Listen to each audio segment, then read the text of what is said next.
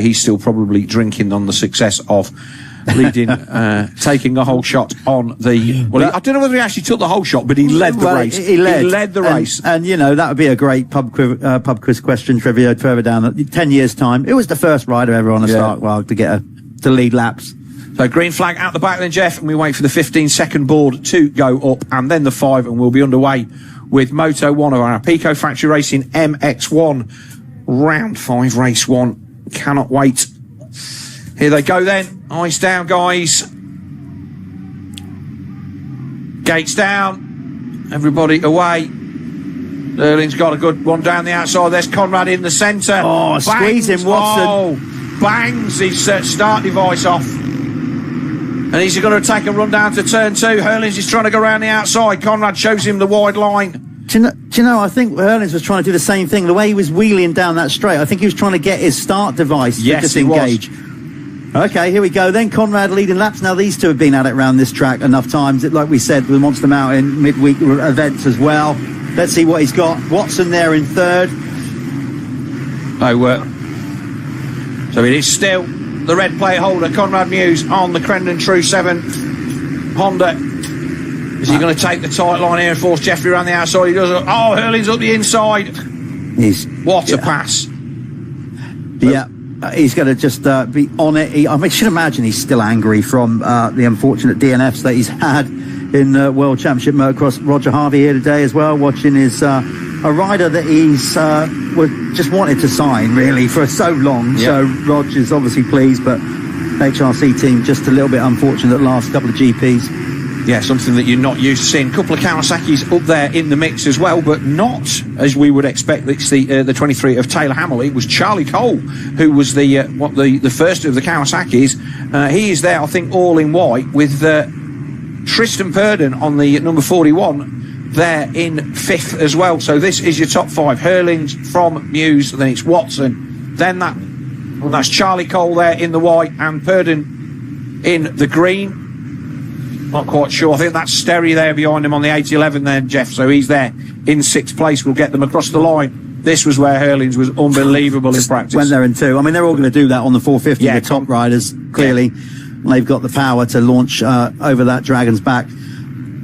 I should imagine, you know, like, obviously he wants to win all the time. Conrad, this whole thing about should be doing GPs and all that. There's no question. I mentioned before the race started. To have Jefrey here is good for him, particularly, as we've said, the cat's out of the bag. No, we all know he had a very difficult off-season, double hip operation. He'll love the fact that Jeffrey's here because that is going to give him somebody to really go at and just concentrate more on him and not think championship. Because Watson is, we know this, it's tight. There's only 1 point in it between Watson and Muse in the championship. So, that way he can knuckle down and maybe not feel the pressure of the championship because he's just chasing Herlings, if you understand what I mean. 100%, Jeff. I totally agree.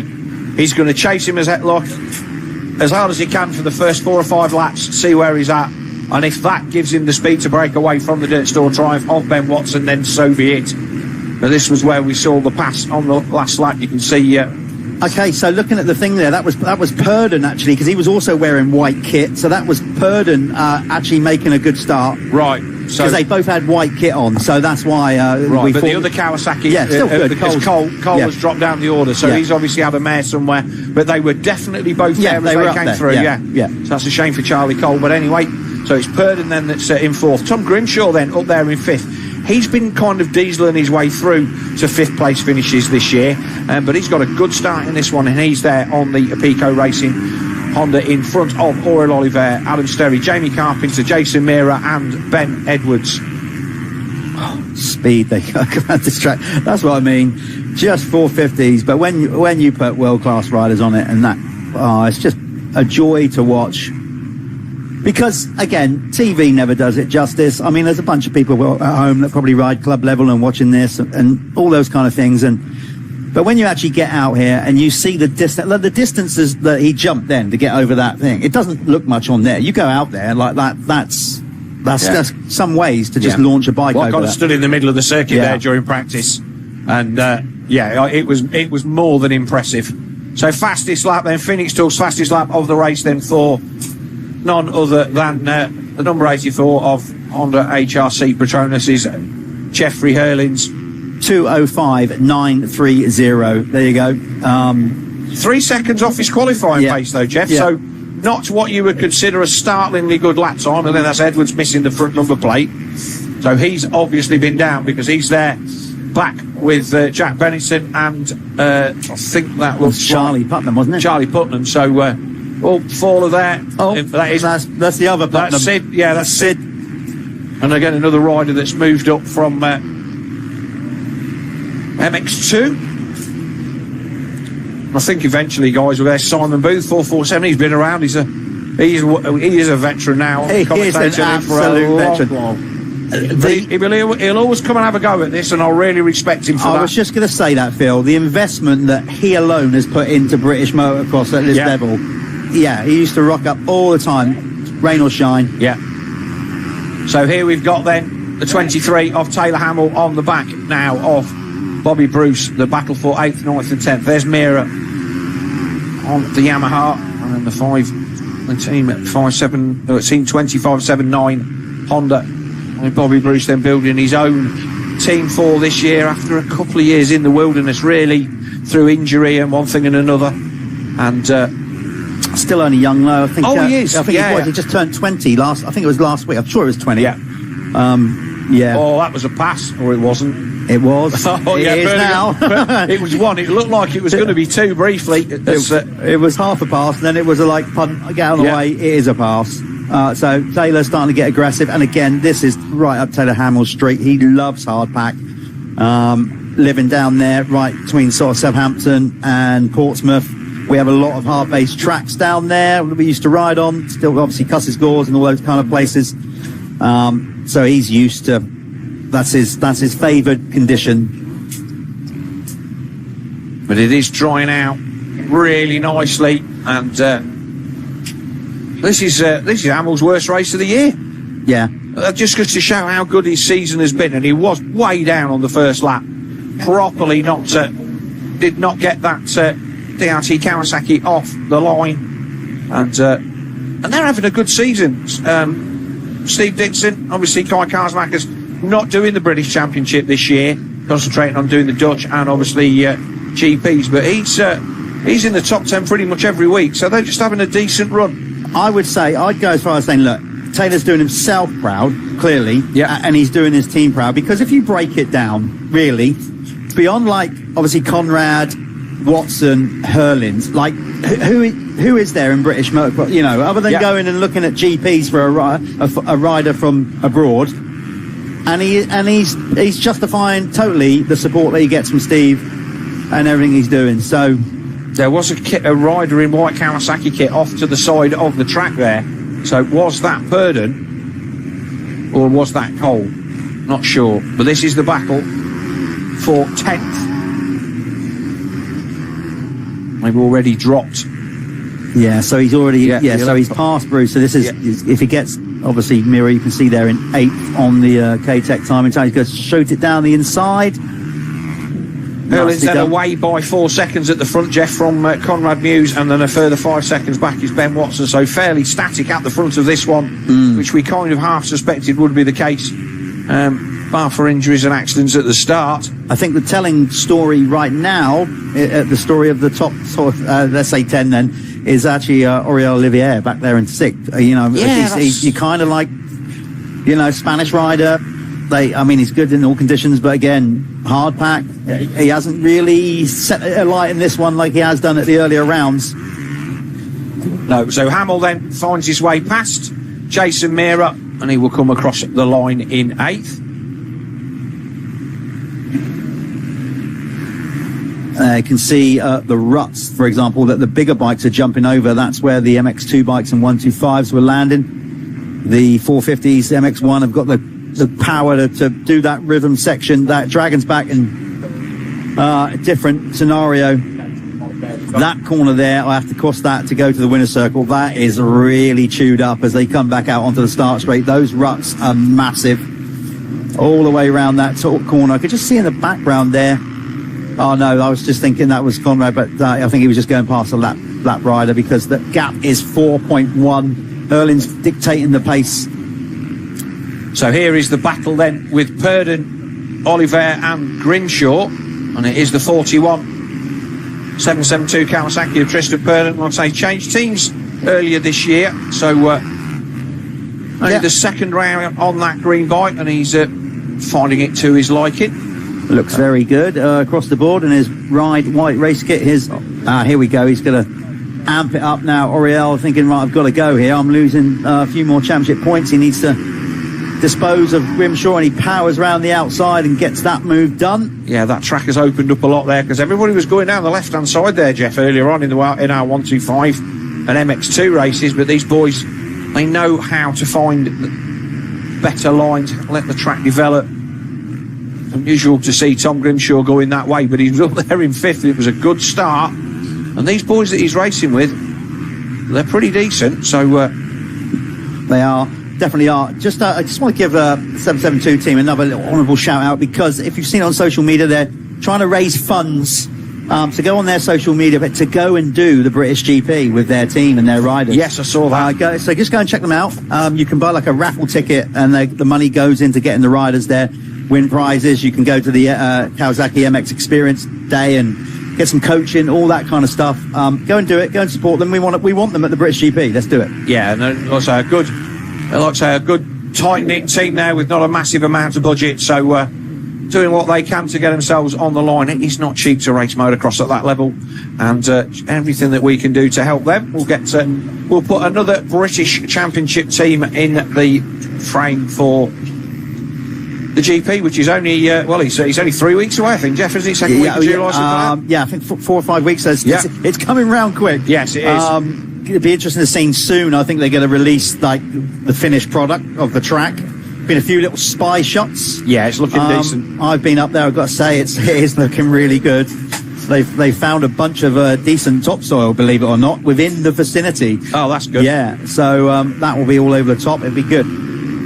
So here is Aurel Oliver then closing in, or is he closing in on Purdon? He's made the move on Grimshaw. Sterry there in 7th. That's not a bad ride for him first time back. I know that he's not done a massive amount of riding since his injury. No, always tough, and he's been off the bike a long time.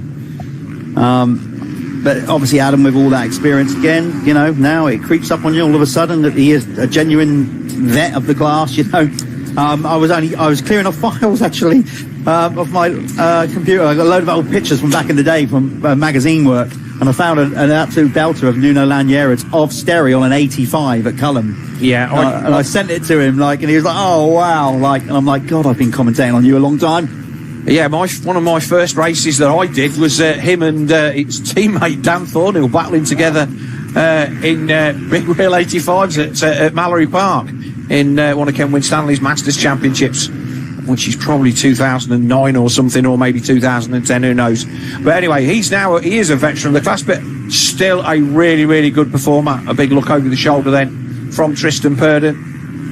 And I think he looks really good on that Kawasaki Purdon. I don't know, I think he just looks a little bit better than he probably did even on the, he's still getting used to the bike, etc.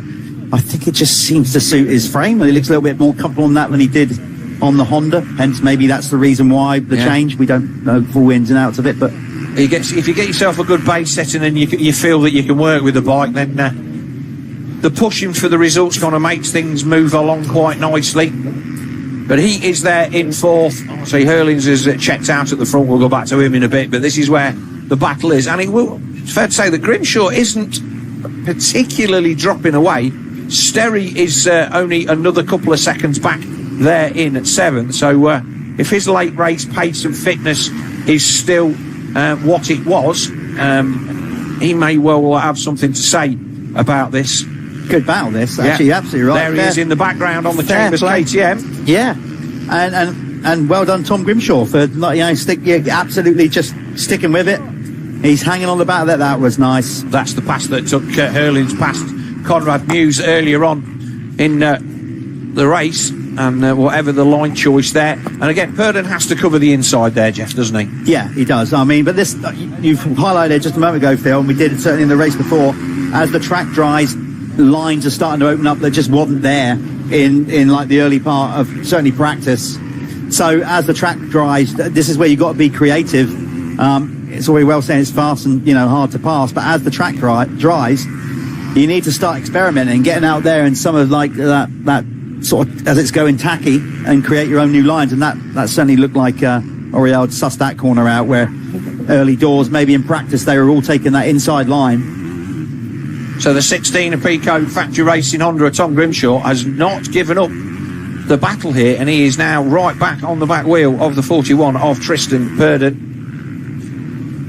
I'll say, wherever you are watching back at home, please give us a like and subscribe on Facebook, MXGB TV. If you're watching on our YouTube channel, MXGB-TV, don't forget to set the bell, and you will not miss any of the action here at Monster Mountain this weekend. So, Herlings using it quite rightly. Yeah, I'm sure he's got plenty in the tank, but we're at the 10-minute mark, coming up to that rest to go, and he's starting to up the ante, using it, no doubt. He's still got to keep himself sharp for GP. He's not just going to roll over, you know. I'm sure he's got plenty in the tank, but he's just gone quicker again. Quickest lap of the race with a 2:05.161, and that's why that gap suddenly went out by another second over Conrad, another second and a half. But Conrad kept him honest. Let's be honest, it's 5 seconds. It's not an eternity. Ben Watson's dropped off. He's 20 seconds adrift. So he's sitting there in a decent third position, but that's going to cost him another 3 points. Another 2 points in the championship. The only saving grace for him that with Herlings taking the win, the gap would not go out by another 3.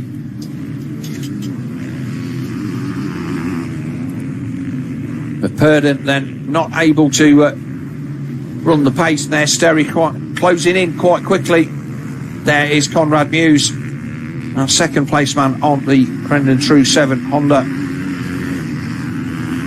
Yeah, he's just got to keep pushing. I mean, Watson has been dropped here big time. Look at the gap now, just like that. While we've been concentrating on the battles just in and around and outside the top 5.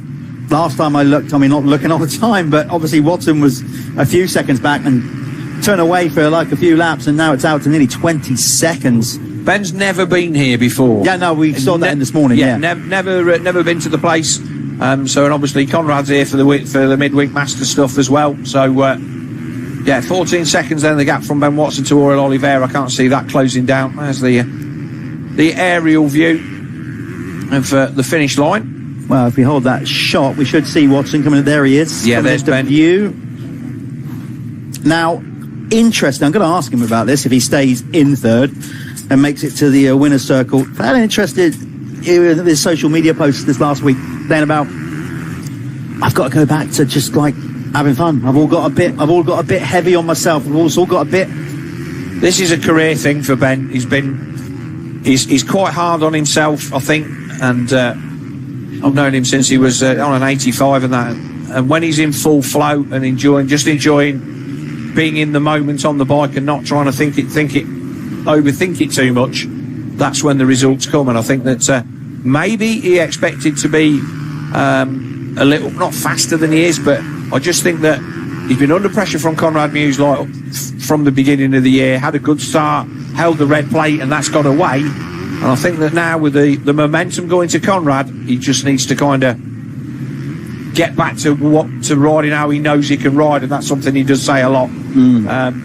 But never been here before. I'd imagine it's quite difficult to get a good setup that works all day around this place. Yeah, definitely. Maybe he'll make some changes. You can ask him what you're going to change for Moto 2, and as a result of that, we might see a little bit more. But again, Ben doing the smart thing. I'm not going to catch Conrad. I'm not going to stick my neck out. He just needs to be third. And really, the gap doesn't matter. As long as he knows that he can come out and do something better in Moto 2, he can find some lines, have a look around, maybe put in a couple of quick laps at the end and come back and go, we'll put 2 clicks of preload on it or whatever.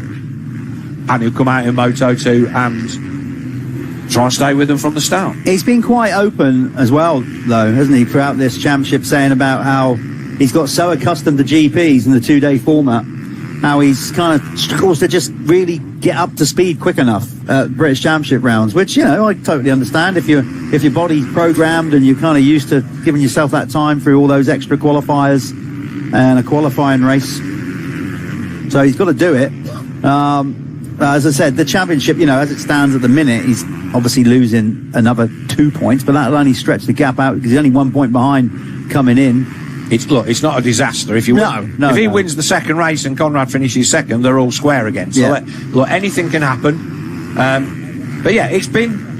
I think it's been a difficult couple of rounds, and I thought he did actually ride pretty well at that Drake. But anyway, we are getting down to the last 5 minutes plus 2 laps of this first of our Pico Factory Racing MX1 races. There is the man from Colville, Jack Peniston, on the Honda. And there's our race leader, Jefrey Herlings. Yeah, there he is, storming into the view. Yeah. For those of you that obviously are tuning into Jefrey, watch Jefrey, well, this is a chance now. We haven't been following him too much just because, quite frankly, you see a lot of him all the time, and he's just riding away at the front. We want to try and find a bit more close action, but we'll probably hang with him now for a little while, although Jack is benefited from Herlings coming by. He's getting a bit of TV time, so... unless he's already gone by him, has he? No, he's going to catch him, I think. There we go. There we go. There's Herlings going past. Yeah. Phoenix Talk's fastest lap. And to be fair, they are all on Hondas and they all do look the same. There's Muse in second. But yeah, Beniston, he's one of the riders that this championship needs. He's the guy that comes week in, week out and supports it. There's a lot of guys out there of his level that can benefit from coming and doing a couple of rounds of this Motul ACU British Championship. And as a result of that, the speed that you find here without even knowing, when you go back and do your other stuff, that speed has come from nowhere. So Jeffrey Herlings then, there he is on the factory Honda HRC Petronas 450 Honda. And he will literally turn up and race anywhere if he feels that it's going to balance his GP campaign. He can't train. That's one of the things, Jeffy. He can't be. He's not a gym guy and a bicycle guy. He just needs to ride to stay fit and stay ready. And he's got all he can handle with Lucas Coonan and Kaida Wolf now in the MXGP Championship. But it's great that we are able to get a rider of his calibre here at Monster Mountain. What a career, and that whole, as every rider will, when they eventually park it up, will look back and said, give it my all. And it's hard not to have regrets, and there could have been, should have been. I mean, championship-wise, he was so unlucky as well. It could have been more championships than what he's already had. Interesting to see again on social media this week, showing what he's kind of outlining what he does out of the sport. He's actually got more properties than he has the number on his back. They made an announcement this week. They've now got 92 rental properties. Yes. All bought and paid for from Motocross. That is not a too bad way to invest your money, is it? Yeah, he's not going to be short of a few quid anyway, but I don't see him being a flash the cash guy much on social media. No. He's quite... I know he's got his toys, but he tends to keep himself fairly private. Although he's very approachable at the track, Jeff. He was mobbed in the paddock here for autographs earlier on, in his way down to the autograph session, which we did at the Michelin Hospitality unit, as we do at every round. But he's always got time for us as as commentators and the race organisers, and which is always a pleasure to have along. I mean, let's be honest. When he was racing, Tommy in MX2, he was a British fan's nemesis. We all wanted to see him get beaten. He was Tommy's main rival. So, but now that's kind of passed. I think a lot more British fans are like, he's kind of cool, and I like the way constantly he's always been sort of true to his values and not shy of saying it as it is, which I'd love to see in sport. I think we can turn into a too big a corporate machine. Everybody worried about upsetting sponsors and all that kind of stuff, and you need characters. I get the corporate line. Don't get me wrong, but there's a balance. You don't want to be turning into a robot.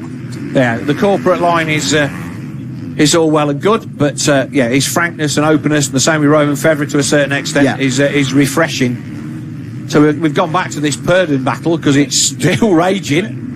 Only 1 minute 27 left on the clock. Sterry is there on the back of Tom Grimshaw. Taylor Hamill closing in, but he's 8th place is going to be the not the highlight of Taylor Hamill's season, but he's put in a decent ride. He's just had to come from way back because he was buried on lap 1, Jeff. Like I say, I'm used to seeing him be the top of the green train, as it were, but he was a long way back, so he's motored through to that 8th position. Bruce there in 9th, and Mira still there in 10th. Front end twitching everywhere. That's an evenly matched battle there, but because since Oliveira's gone by. He hasn't. Look, he's only just up the road. He's not far ahead. No, he's not. And these four have been pretty evenly matched. Certainly for the last 10 minutes or so, it's marginal gains here and there. And with Tom Grimshaw sitting there just within roost range, as it were. He's also coming under pressure from Adam Sterry, who will be getting the same ×2, although Burton's roost probably not finding its way back that far. Although, did I see that there was a little bit more of a gap there for the number 16? Well, I saw him just looking across the track. That's probably a good thing. So he's looking forward, probably trying to gauge his speed against somebody who was just up the track a little bit. Yeah, Adams just dropped back a few by lengths, so he is likely to be feeling the pace a little bit after being out for a couple of rounds with that, what was not a massively friendly foot injury. So, and they're always difficult to deal with. Obviously, your feet take a lot of hammer at motocross. So he is back there in 7th place, but he will be no doubt wanting to build on that in Moto 2. But I think now that the 41 of Tristan Purdon has done enough to cement that 5th place. Interested to see at the sharp end as well. The gap's gone out to 10 seconds there. It's a little bit of both, I think. By that I mean, I think Herlings is still marching on, wants to keep that high intensity, ready for the next GP, all that kind of stuff. So he's still throwing out pretty spectacular laps, and I think Conrad's just gone, let's just hold a little bit back, because if I try and put it to him in the second one and get him win the overall. Yeah, Conrad has a championship to consider, and that is very, very finely balanced at the moment, chasing Jeffrey Herlings for, I'll say, no purpose whatsoever. If the race is there to be had, and let's be honest, if he was in with a shot of putting 3 points more into Ben Watson as a result of passing Herlings, he would be certainly trying to do that. And there he is, right on cue. But he will take a well-deserved 2nd place, and he will be happy to extend that championship lead. What's 40 seconds adrift now, so maybe the Dirt Store rider has a problem, or as I said, maybe he's just keeping his powder dry for Moto 2. Sure whether we've got 1 or 2 to go, Jeff, so I guess we will find out in a second when we get to the line. Yeah, well, I think we're okay anyway. I can get there in time. We got the little adverts that we throw in between anyway, so we should be all right. Yeah. I think this is going to be 1 to go next time around if I got it right. But then, yeah, we're nicely positioned where we are. We're near enough to be not too far away. Some of those ruts getting pretty deep, and they're starting to chew out as well. That's the thing. Not only are they deep, they're starting to get that classic where you feel like you're just being constantly punched in the kidneys as you accelerate out the corners. Yeah, 1 to go.